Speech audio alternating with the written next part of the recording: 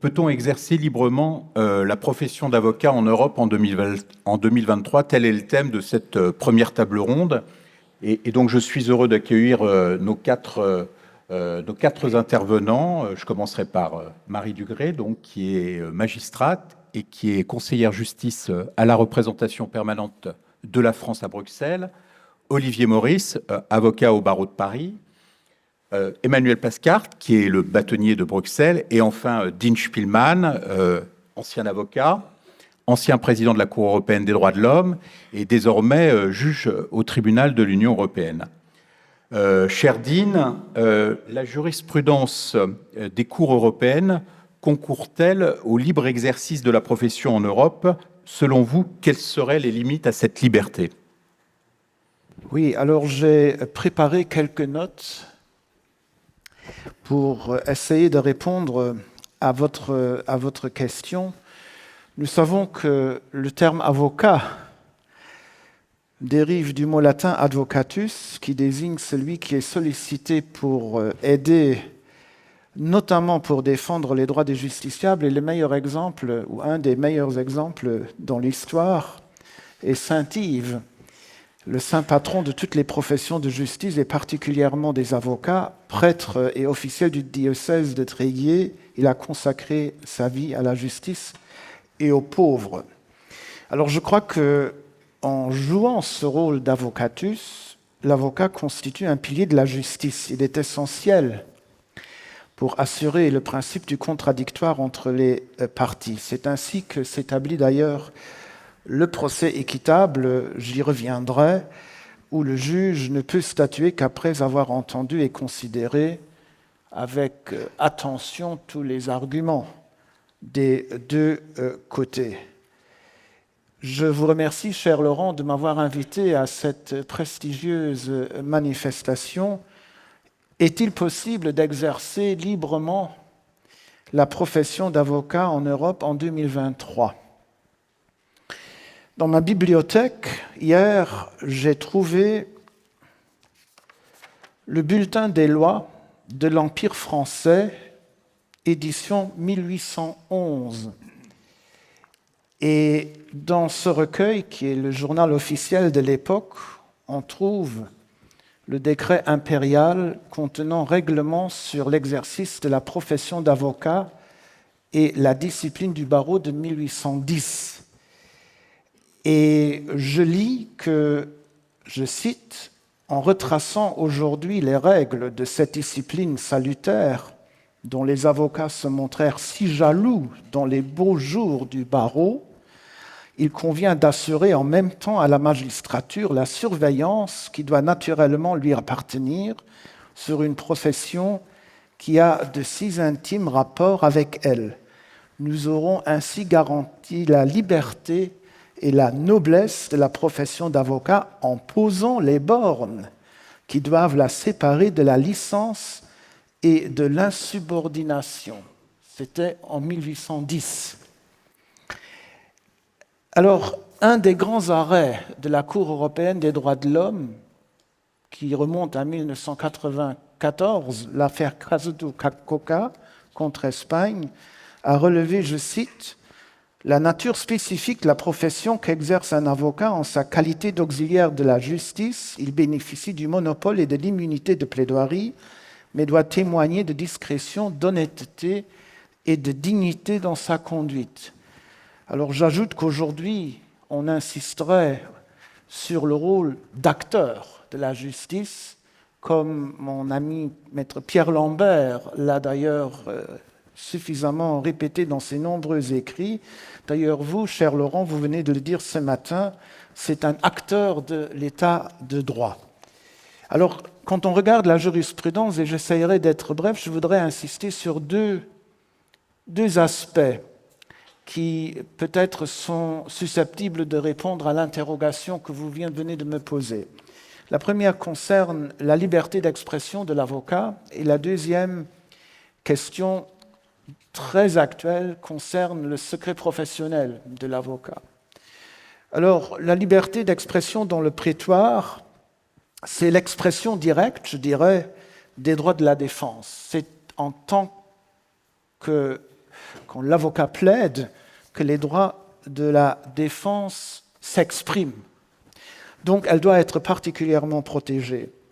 Et la Cour européenne des droits de l'homme l'a rappelé dans l'arrêt de grande chambre Kyprianou, où elle a considéré que la condamnation d'un avocat pour contempt of court à Chypre était une violation de l'article 10 de la Convention européenne des droits de l'homme. Alors, je voudrais insister sur un deuxième arrêt qui a été rendu à la suite de l'affaire Kyprianou et qui est l'arrêt miroir de l'affaire Kyprianou, c'est l'affaire Panovitz contre Chypre.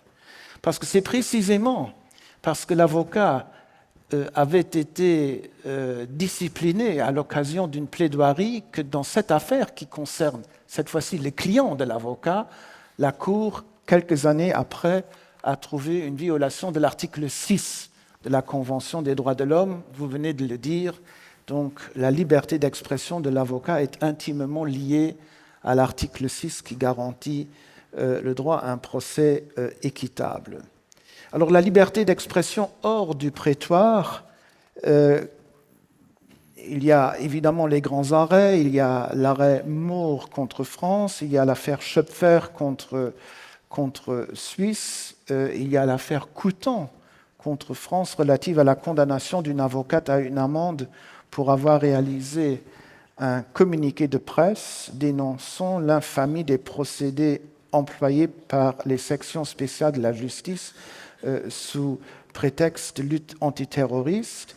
Et là, la Cour, en mettant en balance les différents intérêts, a dû déclarer la requête irrecevable, les propos dépassaient ce qui était acceptable. Mais il y a aussi les autorités indépendantes, ce ne sont pas uniquement les juridictions qui examinent ces questions. Par exemple, l'autorité luxembourgeoise indépendante de l'audiovisuel a classé une plainte qui avait été introduite par le groupement des magistrats à l'encontre du service RTL parce qu'un avocat, dans le cadre du journal télévisé, avait critiqué une décision de la justice et en se fondant sur la jurisprudence de la Cour européenne des droits de l'homme, cette autorité régulatrice a classé la plainte parce qu'elle estimait que la liberté d'expression de l'avocat devait l'emporter. Aucun recours devant le tribunal administratif n'a été introduit. La liberté d'expression en dehors du prétoire. Comment ne pas rappeler ici le grand arrêt de grande chambre que j'ai eu l'honneur de présider, l'affaire Maurice contre France. Maître Maurice est présent parmi nous. Dans cet arrêt de grande chambre, à l'unanimité, le droit de se prononcer dans la presse et dans les médias sur le fonctionnement de la justice a été consacré, circonscrit certes par les normes de conduite qui interdisent de franchir certaines limites, mais la Cour a insisté que la liberté d'expression va de pair avec une marge d'appréciation des autorités particulièrement restreinte dans ce cas de figure. C'est important de le noter. Brièvement, le secret professionnel, c'est une ancienne jurisprudence de la Cour de justice de l'Union européenne qui a mis en exergue la distinction entre les avocats indépendants et les avocats, les juristes qui travaillent dans les entreprises, dans l'arrêt AMS contre Commission, sur les remarquables conclusions de l'avocat général Gordon Slynn, qui a dressé une étude de droit comparé sur le respect du secret professionnel dans les différents États membres. Aussi, dans l'affaire AkzoNobel, la Cour de justice a insisté que l'avocat, en dialogue avec la Cour de justice, doit être fondamentalement indépendant, sans quoi il ne saurait remplir son rôle de collaborateur de justice. Et puis, les affaires récentes, l'ordre des barreaux francophones et germanophones et autres, une préjudicielle posée par la Cour d'arbitrage belge, Cour constitutionnelle, qui a saisi la Cour de justice pour obtenir une décision sur la légalité et l'extension des obligations d'information dans la lutte anti-blanchiment. C'était une affaire qui avait été introduite sous le visa des droits de la défense, l'article 6 de la Convention, l'article 47 de la Charte, la question de la vie privée n'avait pas été posée par la Cour constitutionnelle belge, ce qui a amené la Cour européenne des droits de l'homme, dans l'affaire Michaud contre France, que j'ai présidée, à affirmer que l'intégralité des potentialités du mécanisme de protection n'a pas pu être déployée. C'est une formule qui a été reprise par la Grande Chambre dans l'affaire Avotins, qui a fait son chemin et qui est régulièrement aussi maintenant utilisée en doctrine. C'est le fameux paragraphe 115 de l'arrêt Michaud qui a permis de désactiver la présomption Bosporus précisément parce que donc, le mécanisme international pertinent de contrôle du respect des droits fondamentaux, question préjudicielle notamment, n'a pas pu déployer l'intégralité de ses potentialités. L'autre arrêt, c'est un arrêt plus récent du 8 décembre de l'année dernière, l'ordre Van Vlaams-Balis, donc l'ordre néerlandophone du barreau belge, qui a au contraire permis à la Cour de justice de décider que la disposition d'une directive, la directive 2018-822, qui avait introduit ou qui a introduit une obligation de déclaration concernant les dispositifs fiscaux transfrontières de planification fiscale à caractère potentiellement agressif, était invalide parce que contraire à l'article 7 de la Charte des droits fondamentaux. Il y a des développements futurs, il y a une question préjudicielle qui est pendante, l'affaire Gemarek qui concerne les mesures restrictives concernant la Russie, et devant le tribunal, il y a des recours en annulation qui ont été introduits sur la question de savoir si les activités de consultation juridique méritent une protection particulière au regard de la jurisprudence, au regard des textes, mais vous comprenez que je ne peux pas me prononcer sur ces affaires qui sont pendantes. Je voudrais, à titre de conclusion, rappeler les propos de M. le bâtonnier Jean-Pierre Beuil et Pierre Henry, dans une note à la revue critique de jurisprudence belge, se sont exprimés comme suit, je cite, « L'avocat est celui sans lequel l'administration de la justice serait insupportable aux justiciables, car elle lui paraîtrait nécessairement comme l'expression d'une machine aveugle, comme celle que nous décrivait Kafka dans plusieurs de ses romans. Je crois qu'il ne faut pas que la justice devienne une machine aveugle, et surtout dans le contexte de l'intelligence artificielle, la justice ne doit pas devenir une machine aveugle. Je crois que la jurisprudence des deux cours européennes, Strasbourg et Luxembourg, démontre l'importance de la consécration effective du rôle essentiel qu'assument les avocats dans la défense des droits fondamentaux, dès lors que cette question est directement liée à la protection de l'indépendance aussi de l'appareil judiciaire et, par voie de conséquent, de l'état de droit. Alors, pour paraphraser les propos du président Leenaerts, les développements jurisprudentiels à Strasbourg et à Luxembourg mettent en exergue le rôle crucial des avocats pour garantir et approfondir encore l'ancrage de l'Union européenne dans les droits fondamentaux, tels que consacrés en particulier par la Charte et la Convention européenne des droits de l'homme, ces droits, en tant que patrimoine immatériel commun aux États membres, contribuant à définir l'ADN même de l'ordre juridique de l'Union. Voilà ces quelques éléments introductifs qui peut-être répondent partiellement à votre interrogation et je vous remercie.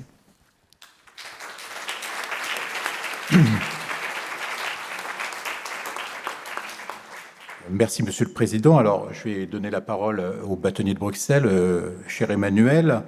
Atteinte au secret professionnel, à l'indépendance, entraves multiples et répétées à l'exercice de la profession d'avocat. Est-ce que cet exercice s'en trouve-t-il aujourd'hui affecté? Merci beaucoup, Laurent. Je voudrais peut-être simplement préciser que je suis un des 2 bâtonniers du barreau de Bruxelles, puisque à Bruxelles, on est en Belgique, c'est un peu complexe, il y a 2 ordres, et donc je ne suis qu'un des 2, et je tenais à le préciser, d'autant plus que je pense que mon homologue est dans la salle. Je ne le vois pas, mais même s'il n'est pas dans la salle, vous pourrez lui dire que je l'ai précisé. Alors, vous me permettrez peut-être de vous faire part de mon expérience de terrain. J'ai essayé de structurer mon intervention, mes propos introductifs autour de quelques thèmes. Le premier, je me suis posé la question des entraves à l'exercice de la profession au quotidien. Alors, en Belgique, je parlerai principalement de la Belgique, on n'est évidemment pas en Pologne, et donc la pression ou l'intensité des entraves qui peuvent être exercées sur la profession n'est pas comparable. Il ne faut pas crier au loup. Mais il y a quand même parfois des petites vexations ou des petites frustrations qui interviennent. Alors je vous donne quelques exemples. Récemment, il y a une avocate qui m'a écrit parce qu'elle s'est vue refuser le fameux sésame pour aller aux États-Unis, le certificat ESTA. Pourquoi? Parce qu'elle défend pour aller voir un client. Donc elle voulait voir un client qui est emprisonné aux États-Unis dans une affaire qui est au demeurant très médiatisée. Elle s'est vue refuser ce certificat. Elle ne pourra donc pas rendre visite à son client sans aucune justification par rapport à cela. On fera une démarche pour tenter de lui permettre d'exercer son métier. On a eu un avocat qui a été poursuivi sur citation directe devant le tribunal correctionnel pour diffamation à la demande d'un chef de corps de police qui s'était senti insulté en raison du fait que l'avocat avait exercé son droit à la liberté d'expression. Ça, ce sont des petites entraves au quotidien qui peuvent intervenir. Et puis il y en a qui sont peut-être liées à l'organisation de notre procédure ou de nos règles procédurales, et parfois également liées à la pression, parce que je pense qu'on ne doit jamais opposer les magistrats et les avocats sur ces enjeux essentiels, mais on voit bien que les magistrats sont sous pression et que cette pression, elle percole, et que c'est parfois les avocats qui doivent la subir. Il est d'ailleurs dans la salle, mais un avocat récemment, mais je peux le dire, puisque ce fut relayé par la presse, s'est plaint qu'en chambre des mises en accusation, si je ne me trompe pas, il n'a bénéficié en tout et pour tout que de 10 minutes, alors qu'il avait 11 moyens, si je me souviens bien, à exposer, alors que le procureur avait, lui, eu champ libre pour s'exprimer aussi longtemps qu'il le souhaitait. Et si ce qu'on me rapporte est exact, le magistrat avait même enclenché un chrono et a coupé la parole après les 10 minutes. Et alors, une autre entrave qu'on m'a rapportée récemment, je ne sais pas si c'est une entrave, mais c'est une difficulté auquel des avocats pénalistes peuvent être confrontés dans des méga-procès, quand il y a 400 cartons à consulter et qu'il n'y a pas de système qui permet d'avoir des inventaires clairs et nets. Comment fait-on lorsqu'on veut défendre son client, qui est poursuivi pour certains faits précis, alors qu'il y a peut-être des dizaines ou des centaines de faits? L'avocat ne peut pas consulter les 400 cartons s'il ne dispose pas d'un système, et c'est tout le problème de la digitalisation et d'une digitalisation efficace. Comment fait-il pour pouvoir exercer correctement son métier? Voilà quelques exemples d'entraves, je dirais, quotidiennes ou d'entraves qui sont liées à l'organisation de nos procédures ou de la pression qui est exercée sur ces 2 acteurs majeurs de la justice que sont les magistrats et les avocats.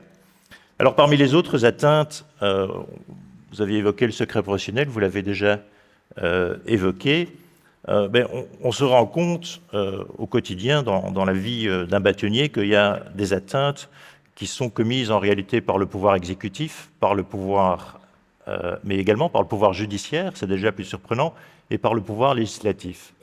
Alors par le pouvoir judiciaire, à nouveau, et j'imagine qu'en France, c'est plus ou moins les mêmes tendances, voire c'est sans doute encore pire, mais il y a cette tendance de certains magistrats, vous noterez également que je parle de certains magistrats, parce qu'il y a énormément de magistrats qui sont tout à fait corrects à l'égard des avocats, de certains magistrats d'assimiler les avocats à leurs clients, parfois frustrés par les limites qui leur sont imposées ou les contraintes auxquelles ils sont confrontés dans leurs enquêtes. Ils ont cette tendance ou ils ont cette tentation de se dire que par l'avocat, ils pourront peut-être obtenir les informations nécessaires pour pouvoir diligenter leur instruction ou leur information.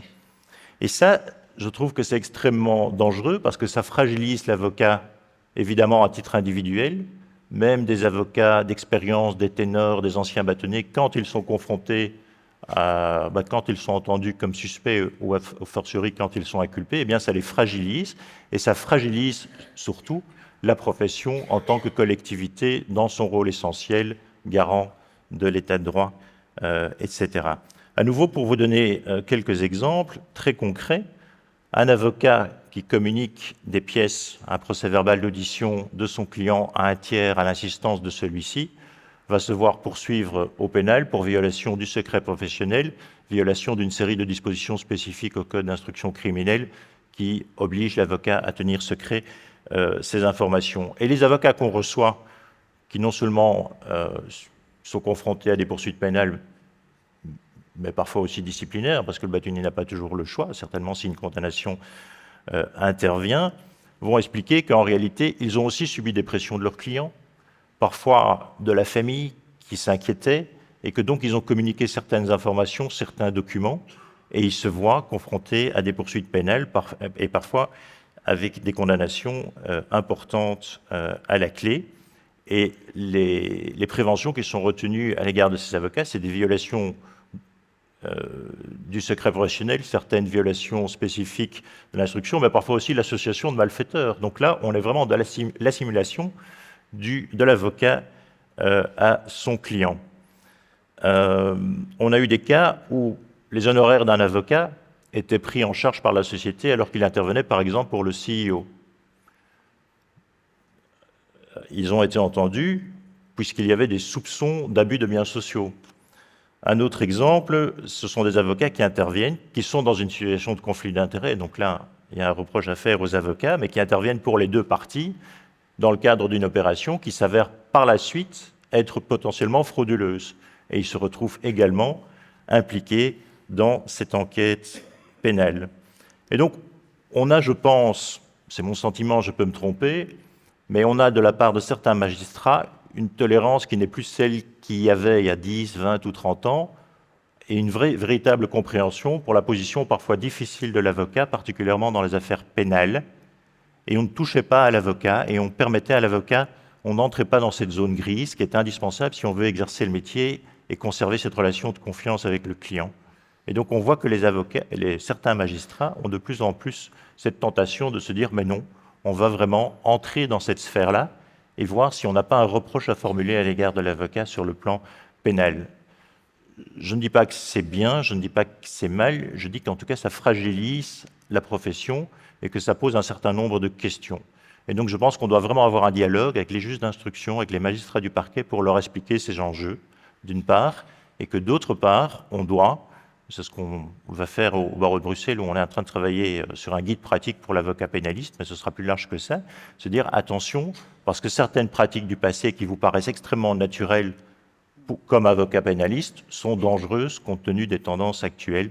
Donc revenez aux fondamentaux, et non, on défend un seul client et pas 3 clients dans une affaire pénale, certainement au début de l'enquête, parce que potentiellement, non seulement c'est dangereux en raison de conflits d'intérêts, mais c'est également dangereux pour vous.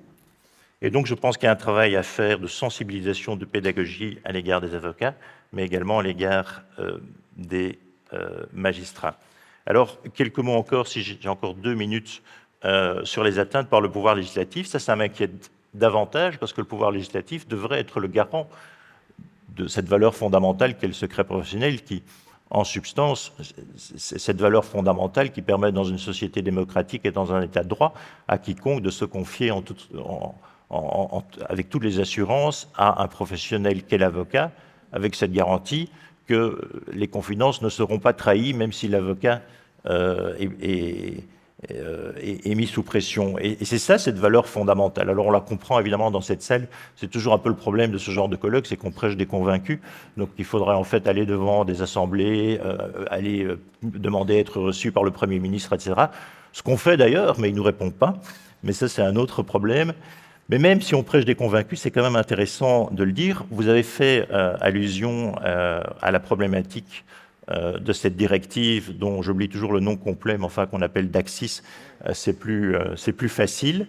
Et alors, à 2 arrêts qui sont intervenus, l'un de notre Cour constitutionnel le 15 septembre 2022, et qui est très intéressant parce qu'il dit « Le secret professionnel de l'avocat est une composante essentielle du droit au respect de la vie privée et du droit au procès équitable ». Et donc on a les deux fondements qui sont évidemment essentiels si on veut protéger non seulement l'avocat dans son rôle de défense, mais également l'avocat dans son rôle de conseil. Je sais que c'est un débat en France.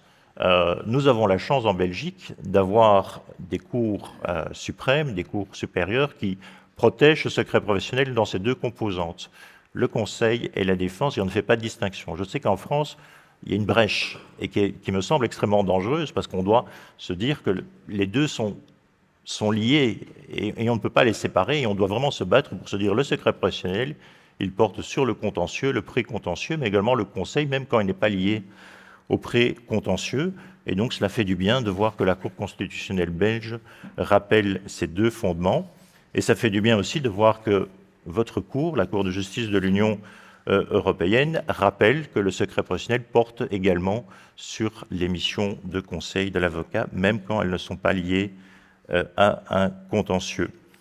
Alors, une autre atteinte par le pouvoir législatif belge, mais c'est une loi de transposition d'une directive sur les lanceurs d'alerte qui explique que les avocats, ou à tout le moins que les informations qui sont couvertes par le secret professionnel, sont hors champ de cette loi sur les lanceurs d'alerte.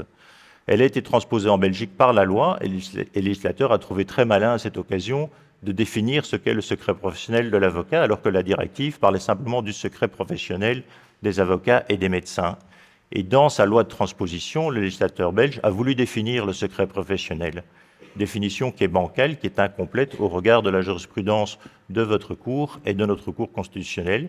Donc là aussi, il y a un recours qui a été introduit, je vous salue, Monsieur le Président, par avocat.be et, je crois, l'OVB, contre cette loi pour dire qu'il faut supprimer cette définition du secret professionnel, qui est une définition du secret professionnel dans une loi non pas générale, mais dans une loi spécifique, ce qui est extrêmement dangereuse.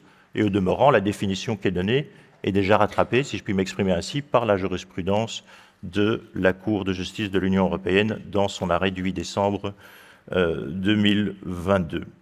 Et alors un dernier exemple, mais vous l'avez déjà cité également, mais dans le cadre des sanctions russes, il y a effectivement un règlement qui a été adopté le 6 octobre 2022 et qui interdit à un avocat de l'Union européenne de conseiller le gouvernement russe ou tout organisme, entité ou établissement, toute personne morale, entité ou organisme établi en Russie. Alors les barreaux belges, les deux ordres bruxellois, les deux ordres dits communautaires chez nous, ont introduit un recours en annulation devant le tribunal de l'Union européenne.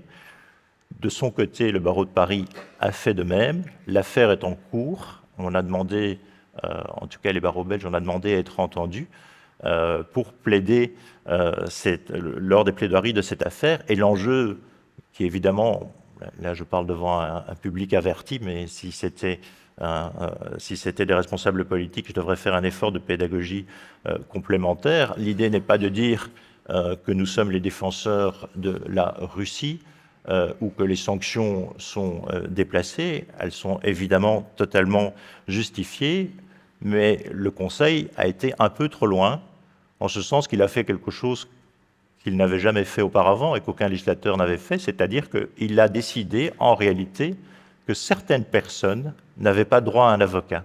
Et c'est ça l'enjeu fondamental qu'on ne peut pas tolérer.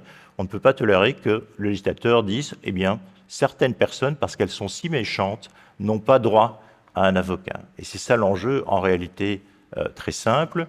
Au demeurant, le règlement, il est bancal parce qu'il dit, mais oui, mais certaines, si elles sont bonnes, les organisations non gouvernementales, celles qui défendent les droits humains, etc., elles pourraient bénéficier d'une dérogation, mais l'avocat va devoir la demander à son gouvernement. Bon, on est dans quelque chose qui est extrêmement dangereuse pour l'État de droit. Ce n'est pas vous que je dois convaincre. Donc voilà, pour conclure, je pense que les enjeux pour notre profession, c'est de se battre pour conserver ce lien, je parle du secret professionnel, entre nos missions de conseil et nos missions de défense. Je crois qu'on doit être absolument unis par rapport à cela. On a un travail de pédagogie à faire par rapport à nos responsables politiques, à nos législateurs, parce qu'on se rend bien compte que ce discours, je le tiens devant des responsables politiques ou même des parlementaires. Je ne suis pas sûr qu'ils comprendront exactement ce que je veux dire. Et donc, ça ne sert à rien qu'on s'indigne parce qu'ils sont, leur logiciel est différent, ils sont dans une autre logique. Et donc, je pense qu'on doit faire, et ce qu'on doit davantage faire, c'est entrer dans leur esprit, c'est l'empathie, et leur expliquer pourquoi c'est un enjeu, et pourquoi cette valeur-là, ces valeurs de l'indépendance de l'avocat, du secret professionnel, prévalent sur bien d'autres valeurs, aussi légitimes soient-elles. Et puis, je crois aussi, parce qu'on doit toujours terminer par soi-même, que nous avons un travail de pédagogie à faire à l'égard des avocats, et je pense plus particulièrement à certaines grandes structures ou cabinets d'affaires qui oublient parfois, et je le dis également en toute transparence, qui oublient parfois que nous exerçons un métier d'intérêt général et que c'est en raison de cette mission d'intérêt général que certaines prérogatives nous sont reconnues. Et donc je pense aussi qu'il est important que tous les avocats, quelle que soit leur structure d'exercice, leur pratique, leur clientèle, s'en souviennent fondamentalement et agissent en conséquence. Voilà. Merci.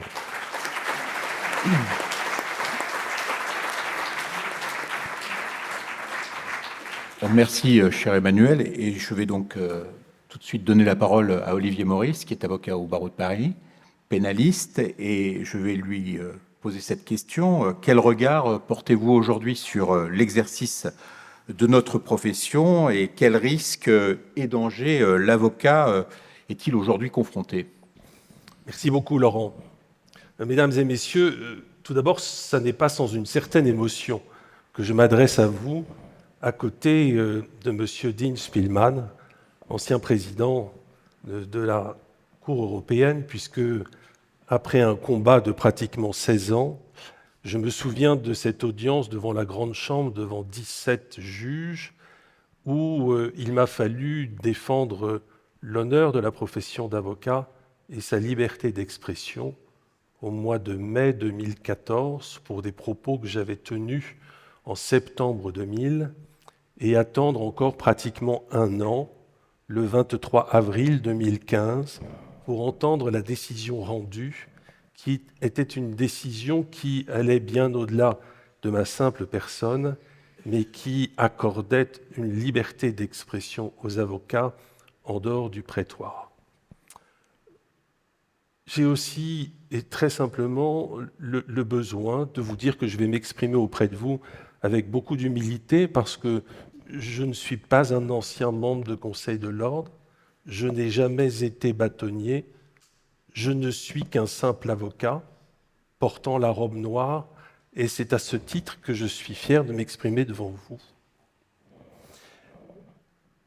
C'est vrai que je suis pénaliste, et vous noterez que la contribution des pénalistes dans leur combat à l'avancée du rôle, du statut de la profession d'avocat a été essentielle. Il suffit de rappeler les noms de Kyprianou, de Nicolas, de Tcheferine, d'Autan, de Bono, de Versini-Campinki, dont je salue la mémoire à cet instant, puisque je n'oublie pas que ce bel avocat, aujourd'hui disparu, eh bien, est honoré à l'église de la Trinité à l'instant même où je vous parle. Je voudrais aussi, pour répondre à cette question, vous dire que je ne peux pas réellement y répondre sans me retourner en arrière. Attiré vers cette profession dès l'âge de 10 ans, j'ai été formé à la défense en pratiquant le rugby dès l'âge de 6 ans et demi, pendant 25 ans. J'ai appris ce qu'était la défense, comme le président Olivier Laurent m'expliquera que son sens de l'équilibre pour rendre la justice lui avait été en quelque sorte imprimé par sa pratique de la gymnastique à haut niveau. Il y a chez les hommes et chez les femmes qui exercent cette profession d'avocat le souci, avant toute chose, d'être au service. Nous sommes des serviteurs. Nous ne nous servons pas. Il y a une philosophie de l'être qui s'impose à celle de l'avoir avant toute chose. Et voyez-vous, lorsque peut-être pour les plus jeunes d'entre nous, vous entendez qu'on vous parle d'auxiliaire de justice et on vous souligne aussi l'importance de l'avocat comme acteur de la justice. Tout cela correspond à un véritable combat qui a été mené. Lorsque on nous apprenait, il y a 30 ans, 40 ans, 50 ans, peut-être plus encore, pour les anciens, que nous étions des auxiliaires de justice, nous étions reconnus. Mais on nous cantonnait tout de même, d'une certaine manière, à un rôle dont parfois certains jugeaient qu'on pouvait même s'en passer. L'évolution qui a été faite de reconnaître notre mission comme des acteurs de la justice, et c'est l'évolution que nous constatons aujourd'hui, est une évolution qui n'est pas simplement sémantique. Elle a un sens qui est considérable dans la mesure où ce qui nous est reconnu, c'est notre rôle central dans la relation entre les justiciables et l'autorité de la justice. Et voyez-vous, cela a des conséquences qui sont tout à fait palpables parce que, si j'en juge la pétition des 3000 magistrats dont vous avez tous eu connaissance, ces magistrats eux-mêmes, que nous respectons infiniment, dénoncent une justice maltraitante, notamment pour les justiciables. Nous sommes donc en quelque sorte des interlocuteurs, des médiateurs vis-à-vis des justiciables et nous sommes à leur service. Nous portons cette voix. Nous sommes même, selon votre expression remarquable, Monsieur le Président, un contre-pouvoir au service des libertés individuelles. Un contre-pouvoir. Et qui dit cette existence de la notion de contre-pouvoir nous conduit à appréhender également que cette mission qui nous est confiée, vous avez évoqué, Monsieur le Président, permettez-moi de vous appeler encore Monsieur le Président, la mémoire de Saint-Yves dans vos propos.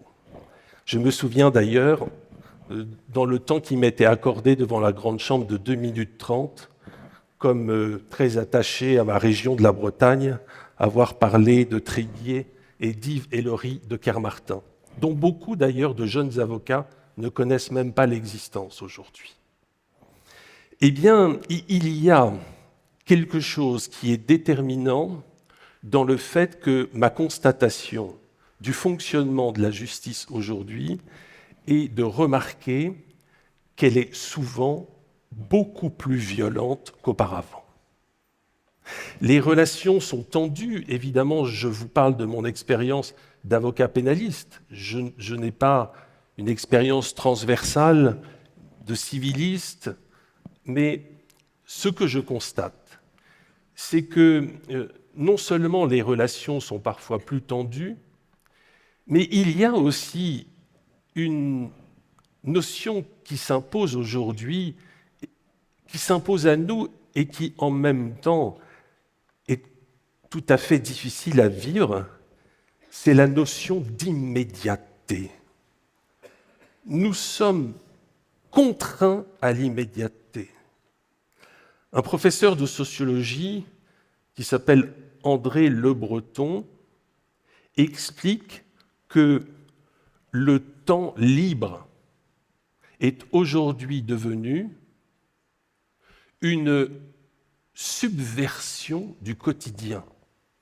Prendre son temps est devenu une subversion du quotidien. Des avocats qui sont des avocats là peut-être commercialiste, m'expliquent que dans la journée, à Paris, ils traitent leurs mails provenant de la France, de l'Europe. Et puis la nuit, ils se lèvent pour traiter les mails provenant d'outre-Atlantique. Il n'y a plus de temps à perdre. Nous sommes contraints par cela.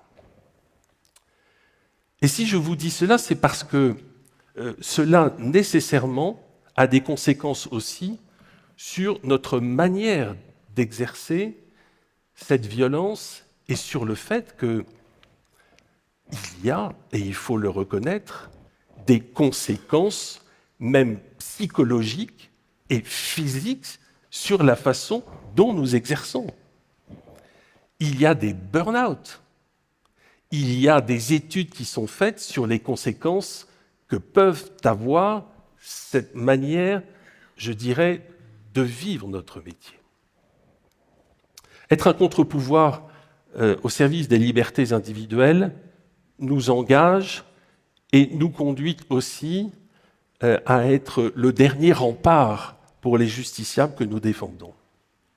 Et à ce titre, c'est vrai, vous l'avez indiqué, monsieur le bâtonnier, nous sommes parfois, je dirais, l'objet d'attaques qui peuvent sembler assez difficiles à accepter pour le barreau, voire même comme quelque chose qui tend les relations au point de ne plus pouvoir, par exemple, avoir des relations sous la foi du palais. La foi du palais, pratiquement aujourd'hui, n'existe plus. Certains bureaux de juges d'instruction sont bunkerisés, c'est-à-dire que nous ne pouvons plus rencontrer les juges, alors qu'au contraire, nous devons être considérés comme des acteurs de la justice.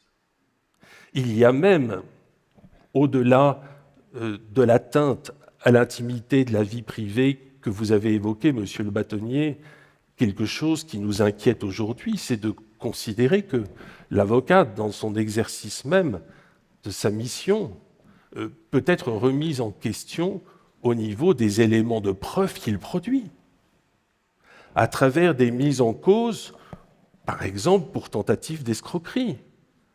L'avocat n'est pas là pour authentifier des pièces qui seraient communiquées. Ça n'est pas la mission de l'avocat. Alors, le fils bâtonnier Ignoré, lors de la dernière rentrée à Paris, avait fait une description extrêmement précise des atteintes en terminant par une formule « basta ». Assez, disait-il.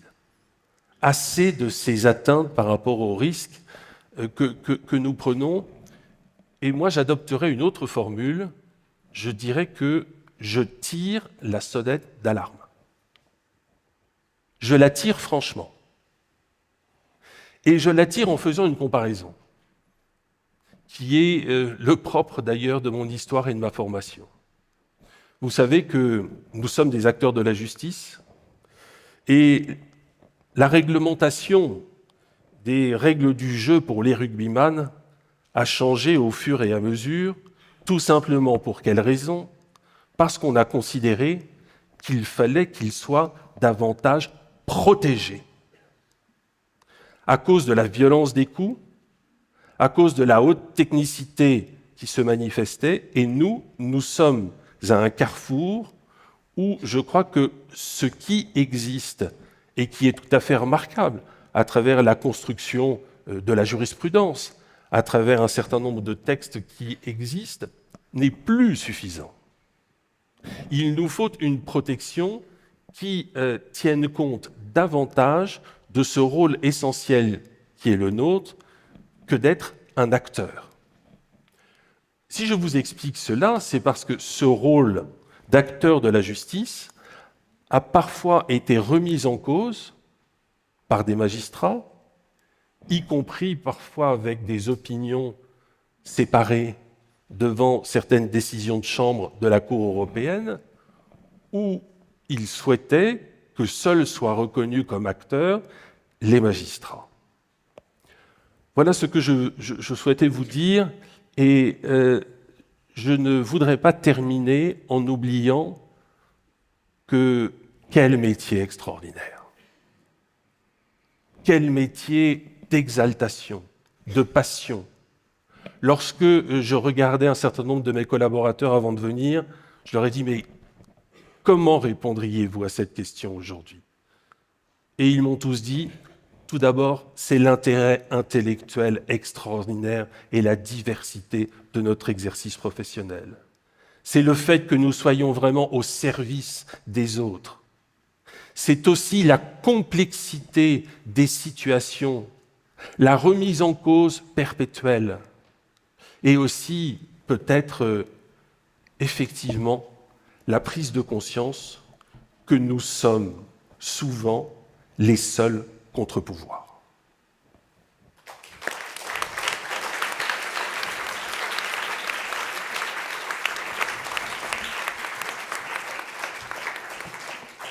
Merci, cher Olivier.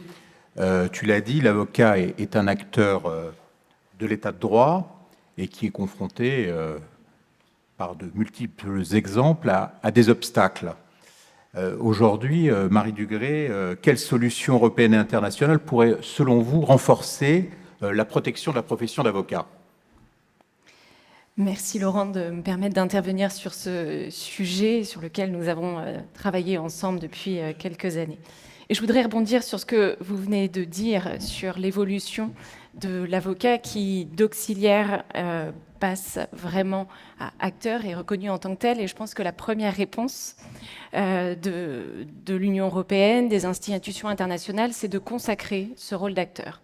Alors, consacrer ce rôle d'acteur, il y a eu plusieurs citations qui ont déjà été données, mais je voudrais aussi prendre pour exemple certains travaux menés au sein de l'Union européenne ou du Conseil de l'Europe qui, à mon sens, révèlent à quel point le curseur a changé.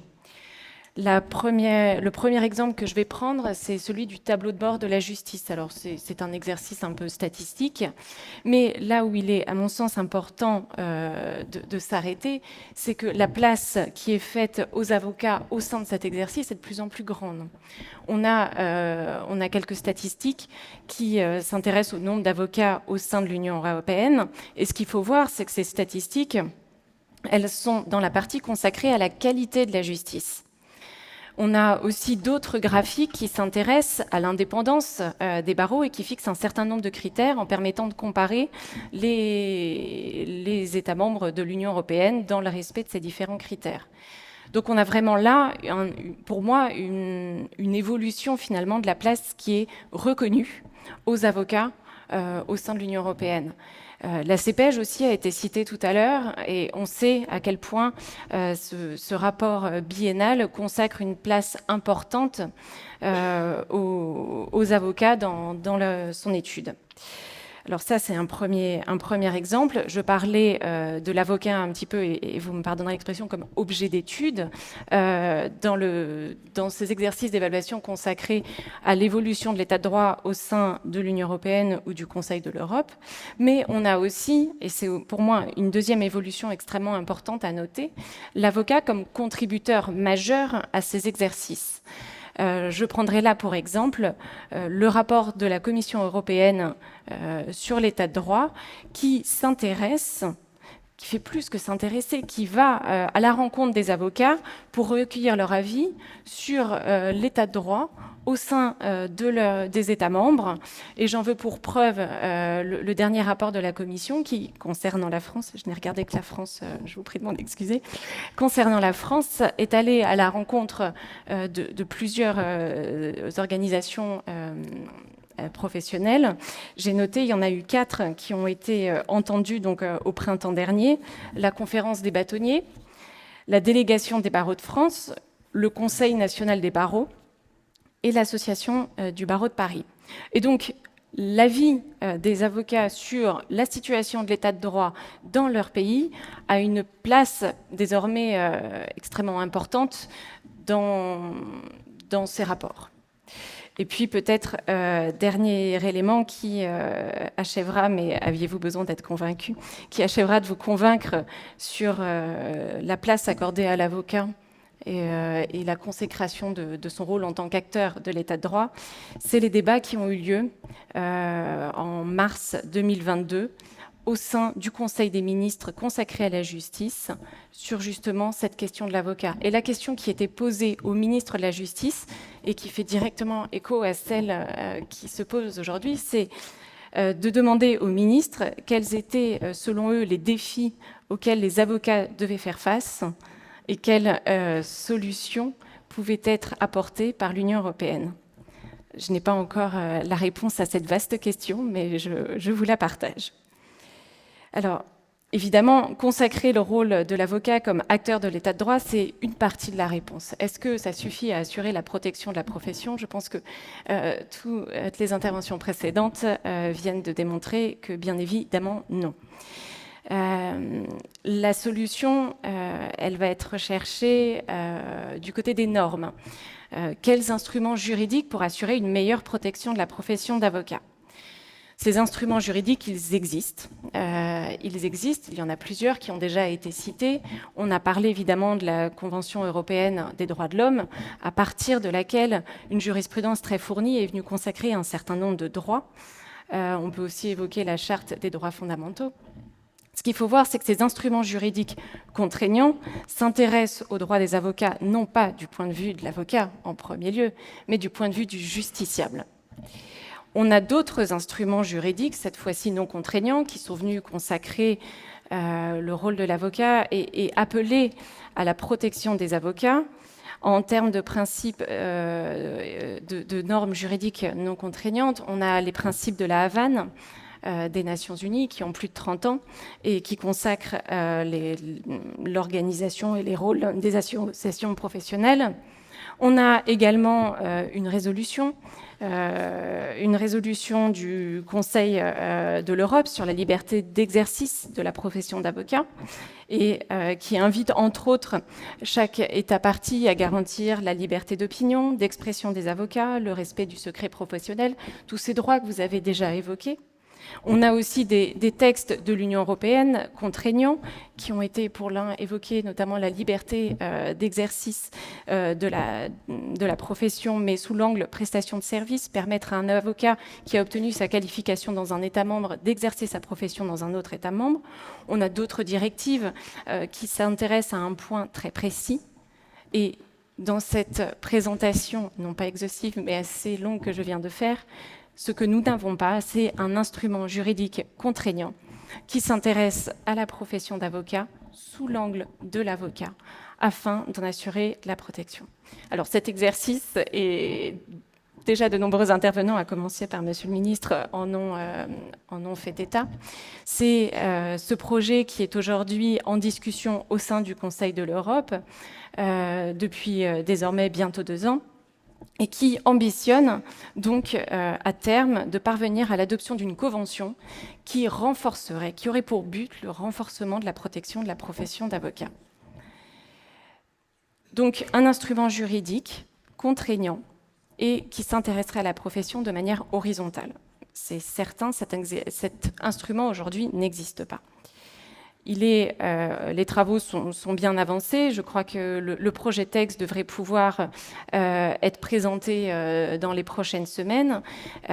Évidemment, le processus d'adoption est assez long, puisqu'une fois que le texte est arrêté par les experts, il doit encore être discuté à différents niveaux. Et puis ensuite, il y a tout un processus de ratification qui s'engagera. Donc, on est sur un instrument juridique qui ne verra le jour au mieux que dans plusieurs années. Néanmoins, que dit cet instrument juridique ? Alors, il cherche à définir l'avocat, il dresse un certain nombre, il fait la liste d'un certain nombre de droits qui doivent être reconnus et protégés par les États membres. Ces droits mêmes que vous avez déjà évoqués tout à l'heure et qui sont reconnus par la jurisprudence de la Cour européenne des droits de l'homme, contestés dans d'autres situations. Et la question, je pense, fondamentale qu'on pourrait se poser, je suis certaine que vous vous l'êtes déjà posée, c'est de savoir quelle serait la plus-value de cet instrument juridique, à supposer encore une fois qu'il soit in fine adopté. Pourquoi un instrument juridique ne serait-ce pas un instrument juridique de plus qui ne permettrait pas d'améliorer la situation ? Je suis convaincue que non, que cet instrument juridique aurait une plus-value et pour plusieurs raisons. La première, c'est qu'il fixera des normes obligatoires. Ces normes obligatoires et cet instrument, on peut envisager raisonnablement qu'elles seront d'abord adoptées par ces États parties dans lesquels la protection de la profession est la moins remise en cause. Quel est l'intérêt alors dans ces cas-là d'avoir une convention si les États signataires de cette convention in fine seront ces mêmes États qui contestent le moins cette protection ? Le premier intérêt, c'est déjà qu'une convention prémunit aussi contre un risque d'affaiblissement futur de la protection de la profession. Elle est signée à un instant T, mais elle vaut évidemment pour l'avenir. Et donc, c'est assurer une protection minimale, quelles que soient les évolutions à venir dans ces États. Je crois surtout que la principale plus-value de cette convention, c'est qu'elle servirait de jauge, finalement. Toute la protection de la profession se mesurera à l'aune des normes qui seront fixées dans cette convention. Et donc, elle deviendra en quelque sorte la norme à l'aune de laquelle on comparera le respect ou la violation des droits accordés aux avocats, que l'on soit signataire ou non de cette convention. Et puis, je pense qu'on peut aussi espérer que cette convention, elle aurait un effet, une valeur incitative, qu'elle pourrait conduire d'autres États qui ne l'auraient pas signé dans les premiers temps à se poser la question, à terme, d'y adhérer. État partie au Conseil de l'Europe, État tiers aussi, puisque la question est ouverte. Est-ce qu'on pourrait à terme ouvrir cette convention très largement ? Et donc, le succès de cette convention, sa valeur ajoutée, elle se mesurera peut-être lorsque l'on fêtera les 80 ans de la DBF, dans plusieurs dizaines d'années. Mais n'est-ce pas là aussi, l'évolution que nous avons pu constater pour d'autres conventions et d'autres instruments juridiques dont le succès et la plus-value ne peuvent se mesurer qu'à terme. Voilà un petit peu un résumé à la fois des solutions, des réflexions et des travaux en cours menés au sein de l'Union européenne, mais aussi du Conseil de l'Europe, qui vous convainquent, je l'espère, que l'avocat est aujourd'hui au cœur des préoccupations. Merci.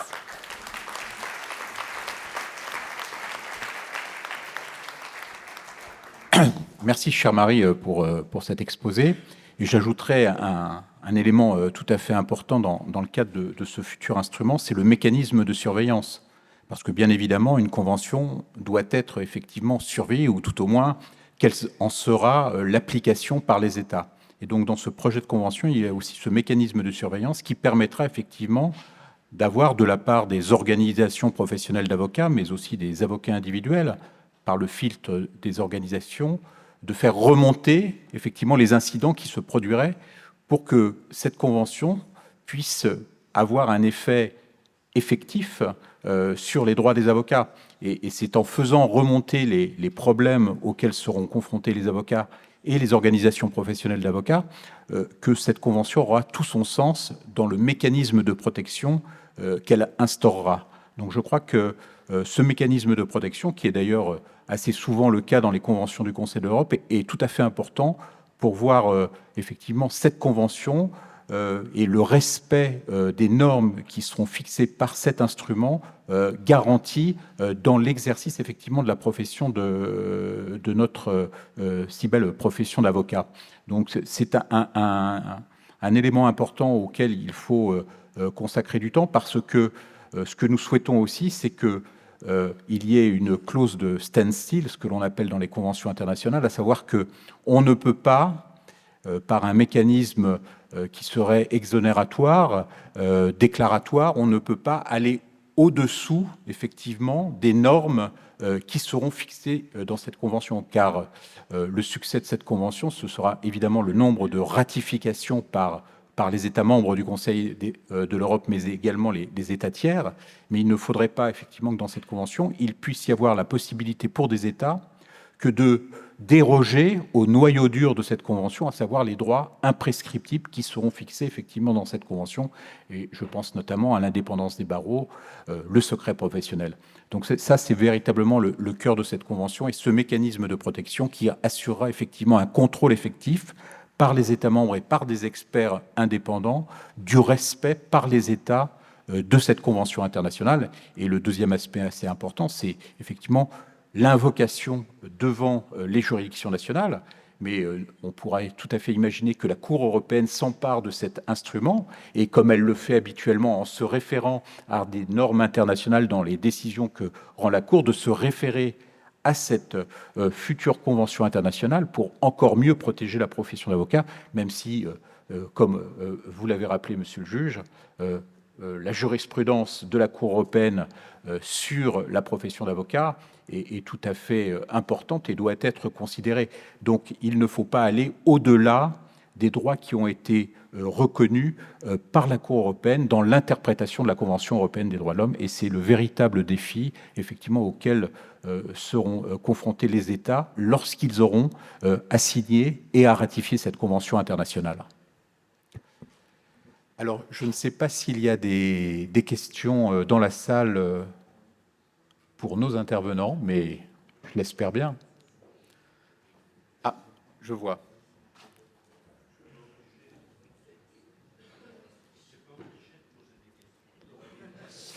On n'est pas obligé, mais juste une question à la dernière intervenante. Madame, ne serait-il pas temps, enfin, de prendre des décisions pour la protection des avocats et une protection à un niveau normatif qui nous paraît nécessaire, un niveau constitutionnel?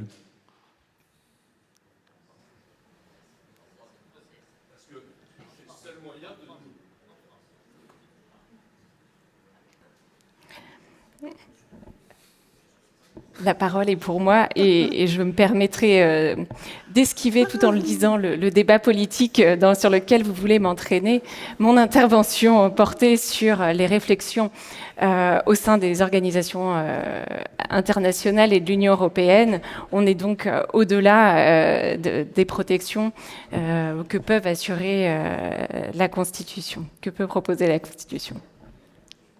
Enfin, pour répondre à cette question, on le voit bien, la difficulté de la part de notre Conseil constitutionnel à essayer de constitutionnaliser le droit à l'avocat. Par les droits de la défense, le Conseil constitutionnel protège indirectement la profession d'avocat. Mais je crois que par le biais effectivement d'une convention internationale, bon, après il y a la suprématie des traités sur l'ordre juridique interne, mais par le biais de cette convention internationale, on pourra effectivement avoir des droits qui ne seront peut-être pas protégés constitutionnellement, mais qui auront une valeur de convention internationale auquel le Conseil constitutionnel pourrait se référer s'il le souhaite. Donc, moi, je pense que on le voit bien, du côté du Conseil constitutionnel, cela m'apparaît bloqué. Il n'y a pas d'évolution à court terme de la protection du droit à l'avocat, et donc c'est par le biais d'une convention internationale que l'on pourra mieux protéger la profession d'avocat. C'est mon sentiment.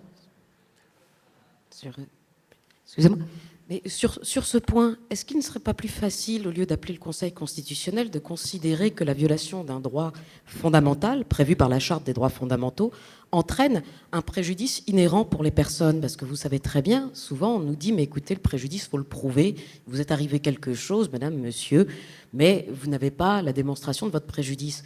Or, si on veut protéger les droits fondamentaux de façon simple, et d'ailleurs on le lit dans les revues de droit, il suffit de considérer que la violation d'un droit fondamental, per se, il y a un préjudice inhérent. Donc, est-ce que vous pensez, quelle est la position des juridictions européennes sur ce point? Est-ce que vous pensez que la violation d'un droit fondamental par lui-même entraîne une présomption de préjudice? Et on pourrait le mettre dans la Convention de protection des avocats, c'est un droit fondamental, avec préjudice automatique supposé. Et on règle le problème. Ça, c'est trop technique pour moi. Je vais laisser... Mais... Oui, je pense que la réponse à votre question réside de la jurisprudence, notamment de la Cour européenne des droits de l'homme, qui, l'article 41 de la Convention, permet à la Cour d'accorder ce qu'on appelle une satisfaction équitable pour préjudice moral, pour préjudice matériel, le cas échéant également. Et l'article 13 de la Convention exige le droit à un recours effectif. Et c'est l'arrêt Kudla contre Pologne qui l'a consacré, parmi les recours effectifs, sont des recours à caractère indemnitaire. Donc, je crois que ça existe déjà, et les juridictions nationales, selon la jurisprudence strasbourgeoise, sont même obligées à prendre en compte cette dimension que vous mentionnez. Non, peut-être simplement préciser en ce qui me concerne sur cette question de la protection de l'avocat. C'est vrai que ma position, c'est de faire confiance aux juridictions, à la Cour constitutionnelle belge, à la Cour de justice de l'Union européenne, à la Cour européenne des droits de l'homme. Quand on voit leur jurisprudence, on voit qu'il y a une profonde compréhension et un profond attachement à ces valeurs-là, au rôle de l'avocat. Et on avait eu ce débat l'année passée en se disant, parce que le secret professionnel n'est pas défini dans le droit belge de façon générale. Et on s'était posé la question de savoir est-ce qu'on ne devrait pas proposer une définition du secret professionnel. Et puis les cours constitutionnels de l'Union européenne, la Cour européenne des droits de l'homme, ont tellement bien fait leur travail qu'on s'est dit qu'en fait, non, on leur fait confiance, c'est très bien comme ça, ne définissons surtout pas dans la loi ce que pourrait être le secret professionnel de l'avocat. Évidemment, c'est une confiance qui est faite aux magistrats, mais je pense qu'elle est indispensable.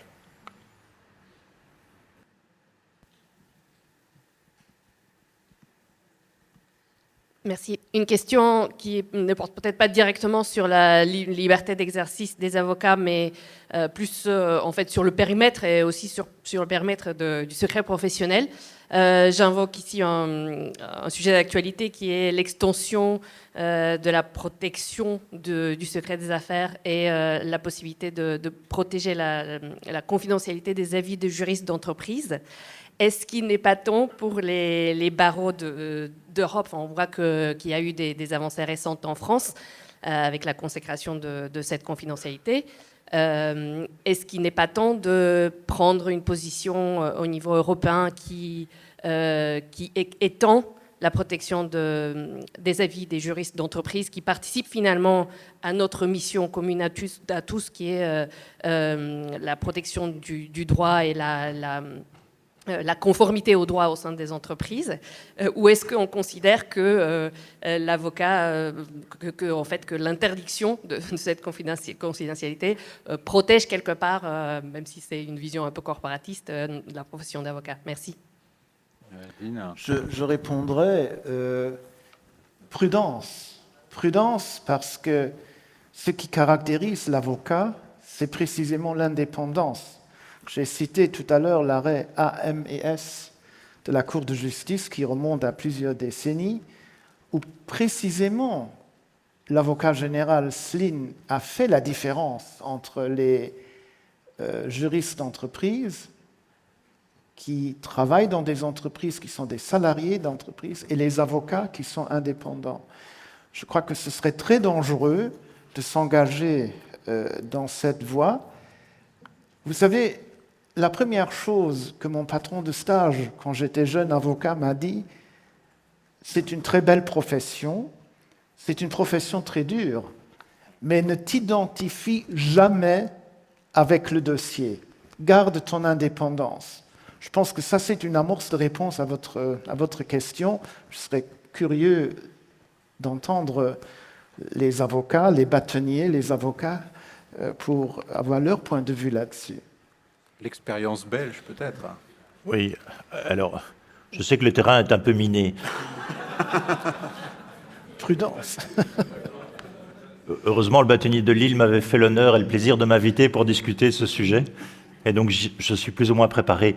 Non, la seule chose que je peux vous dire, c'est qu'en Belgique, nous avons depuis, je crois, 2001, un institut des juristes d'entreprise et qui est reconnu par la loi. Et dans la loi, il est prévu que les avis qu'ils rendent sont confidentiels. Et donc, il y a une protection de confidentialité qui est attachée aux avis.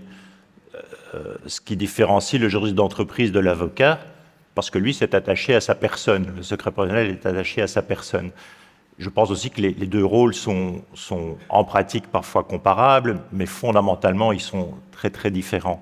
Voilà, ce que je peux vous dire par rapport à l'expérience belge, parce qu'il y a la loi sur l'Institut des juristes d'entreprise a été récemment adoptée, ça a donné lieu à des discussions franches, respectueuses, mais animées entre les barreaux et l'Institut. Et finalement, il y a un consensus qui a pu être dégagé et la loi a été adaptée. La confidentialité a été renforcée en ce sens que tous les actes préparatoires, etc., sont aussi couverts par cette confidentialité. Mon opinion personnelle, qui n'engage que moi, sur la base de cette expérience belge, c'est que ce sont deux métiers complémentaires. Les juristes d'entreprise sont des prescripteurs pour les avocats, donc je ne pense pas qu'il y ait de concurrence. L'enjeu fondamental en Belgique, c'était de savoir si, en renforçant la confidentialité des avis du juriste d'entreprise, nous allions affaiblir, ou s'il y avait un risque d'affaiblir le secret professionnel de l'avocat, ce qui est un enjeu évidemment majeur. Tel qu'elle a été modifiée en Belgique, je pense que ce n'est pas le cas, et je pense que la préoccupation de l'Institut des juristes d'entreprise de voir leurs avis protégés pour pouvoir exercer leur mission, on en parlait en toute indépendance, ils revendiquent cette indépendance intellectuelle par rapport à leur employeur, même s'ils sont sous les liens d'un contrat de travail, eh bien je pense que cet équilibre qui a pu être trouvé n'est pas de nature, je parle uniquement de la Belgique, je ne parle pas de la France, n'est pas de nature à affaiblir notre secret professionnel. Et l'enjeu fondamental du secret professionnel, ce n'est jamais la protection, mais à nouveau, je prêche des convaincus, ce n'est jamais la protection des avocats, c'est la protection des justiciables et donc de l'état de droit.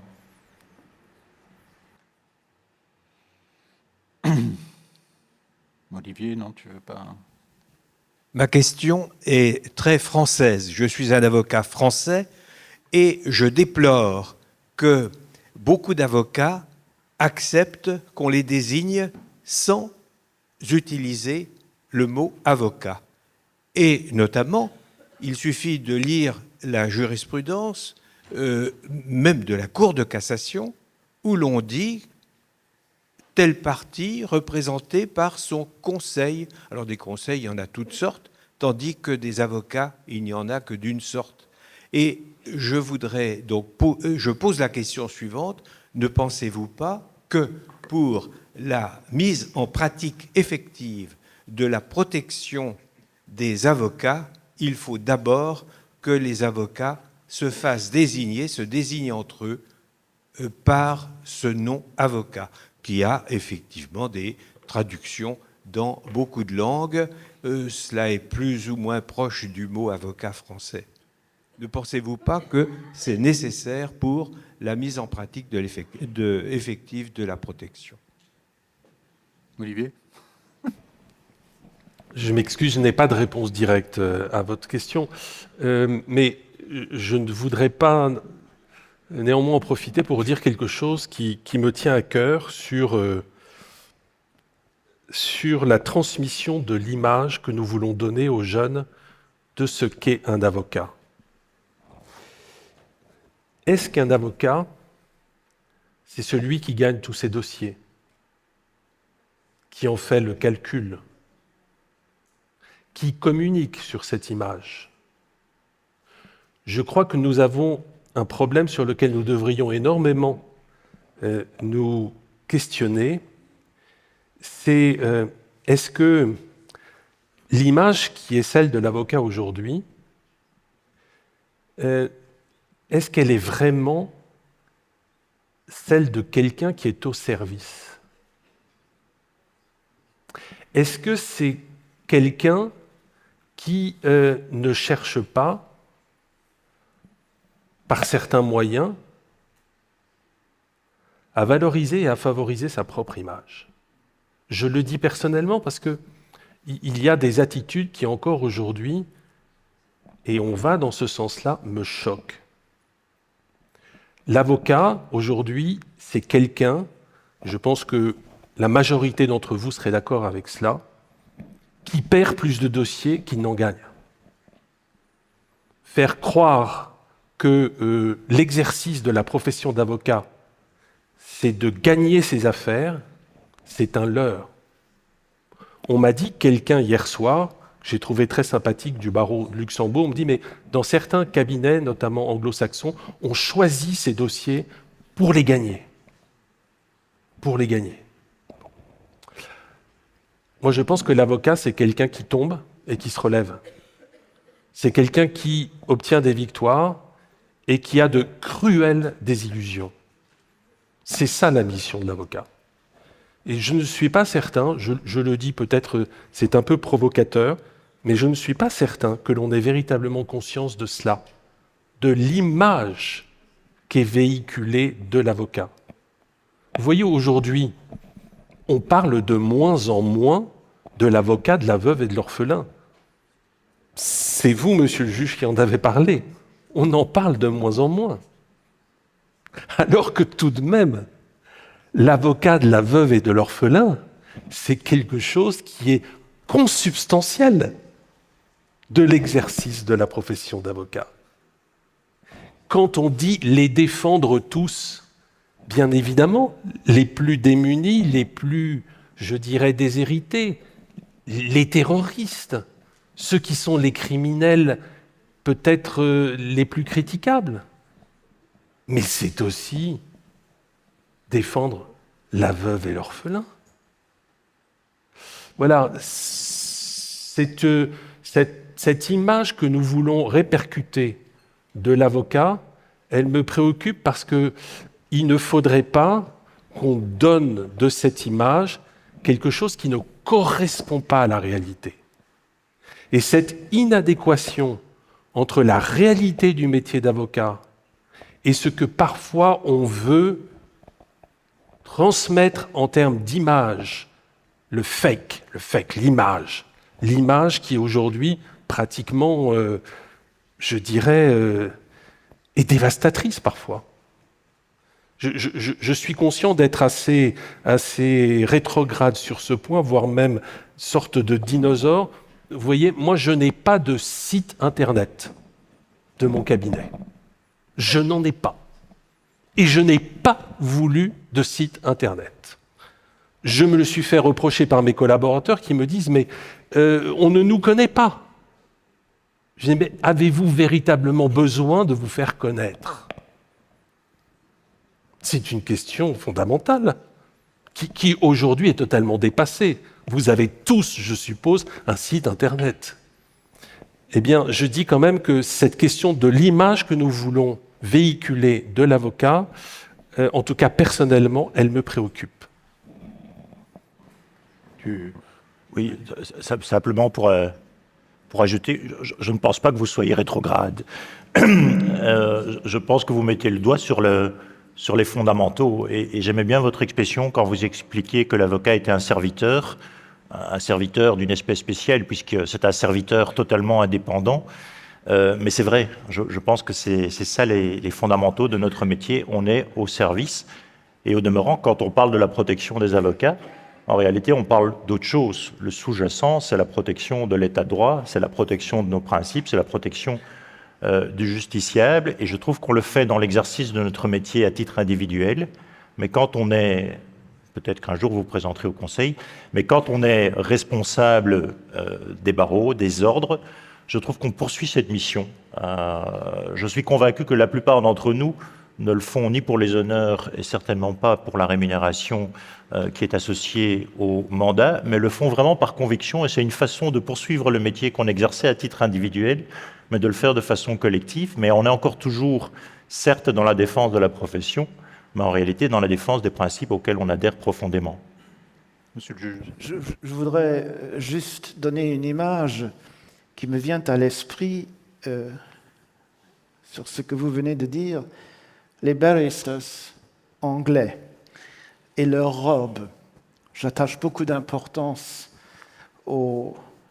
caractère vestimentaire de la profession, et ce qui m'a surpris quand je voyais les avocats britanniques venir plaider devant les juridictions internationales, ils ont une petite pochette accrochée à leur robe. Vous pouvez poser la question cet après-midi à maître Jessica Seymour Casey, qui viendra nous rejoindre.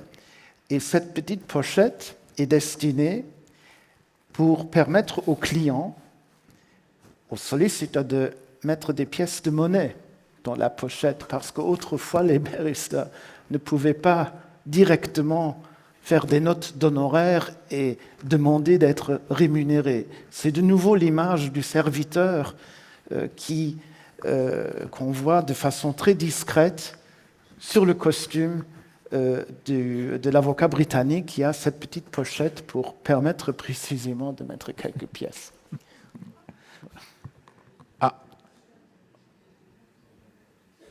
Merci Laurent. Je voudrais, puisque c'est une part de notre métier que de savoir porter l'esprit de contradiction, m'inscrire de manière différente par rapport à ce qui vient d'être dit. Quand j'étais à l'école d'avocat, l'on disait que la différence entre le bon avocat et le moins bon avocat, c'est qu'il y en a un qui gagnait 52% de ses causes et l'autre qui ne gagnait que 48% de ses causes. Donc je ne pense pas que le fait de perdre plus de causes que d'en gagner soit un critère adapté à notre profession. Moi non plus, je n'ai pas de site internet. En revanche, je considère que notre travail, comme le disait Joubert au XVIIIe siècle, c'est de défendre la justice qui est le droit du plus faible. Donc la justice, c'est ça. C'est justement porter la contradiction à l'égard de celui qui se croit le plus fort.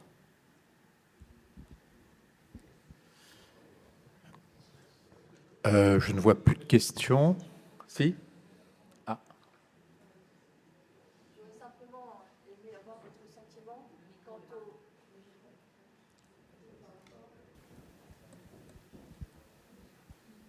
Oui, voilà. J'aurais simplement voulu avoir votre sentiment quant au statut d'avocat salarié et à l'indépendance. Parce que c'est un sujet qui est absolument d'actualité et de plus en plus d'avocats sont salariés. Je prends par exemple sur le barreau de Luxembourg, la proportion est même supérieure à celle des avocats indépendants. Merci. Je crois que, sauf erreur de ma part, à Luxembourg, la législation permet maintenant aux avocats d'être salariés. Quand j'étais membre du Conseil de l'Ordre, c'était encore tout à fait interdit, me semble-t-il. Je crois que ce qui est essentiel, c'est que l'avocat garde son indépendance quand même. Et en tant que membre du barreau, c'est cette indépendance qui est essentielle. Il faut trouver un équilibre entre, d'un côté, faire partie d'un grand cabinet et être salarié, et de l'autre côté, rester indépendant. Je crois que le législateur a trouvé cet équilibre. Maintenant, je ne suis pas peut-être la personne la mieux placée pour commenter ces nouveaux développements législatifs dans ce domaine. À l'instar de Maître Maurice, je suis aussi un avocat qui fait partie de ancien avocat qui faisait partie de l'ancienne génération, et ces nouveaux développements, je ne les ai pas tellement suivis. Mais ce qui reste essentiel, et ça découle de la jurisprudence, c'est précisément l'indépendance de l'avocat pour pouvoir bénéficier des privilèges qui sont rattachés à cette profession. Donc, il faut, je crois, regarder ces développements avec beaucoup de prudence et veiller à ce que l'avocat, même salarié dans un grand cabinet, garde son indépendance. Mais je serais curieux d'entendre la réponse des personnalités ici présentes qui sont impliquées dans ces travaux législatifs et dans ces développements de ces dernières 10 années. Très rapidement, parce que je pense que nous devons conclure. C'est amusant que vous posiez la question parce que nous avons un ministre qui a fait inscrire dans un avant-projet de loi une disposition qui va modifier le code judiciaire pour prévoir que l'avocat peut avoir le statut soit d'indépendant, soit de salarié. Il y tenait beaucoup. Alors, vous savez que nous avons 2 ordres communautaires. Il y avait un ordre communautaire qui avait fait inscrire dans son règlement qu'il y avait une interdiction déontologique pour l'avocat d'être salarié. Il y avait eu un recours devant la Cour constitutionnelle qui avait validé l'interdiction. Du côté d'avocat.be, donc l'ordre des barreaux francophones et germanophones, il n'y a jamais eu de réglementation et donc il était déjà possible d'être avocat salarié. En pratique, c'est exceptionnel. C'est très souvent les avocats inscrits à la liste E, donc qui sont déjà inscrits dans un autre État membre et qui ont le statut de salarié dans leur État membre. Quand ils viennent en Belgique, ils le conservent. Et puis il y a quelques cas tout à fait exceptionnels, mais la plupart des avocats en Belgique sont encore fort attachés au statut d'indépendant. Ceci étant, à titre personnel, je pense que ça ne devrait pas modifier fondamentalement les choses. Je pense qu'on peut être avocat salarié d'un cabinet en gardant cette indépendance auquel on tient tous. Merci beaucoup à tous.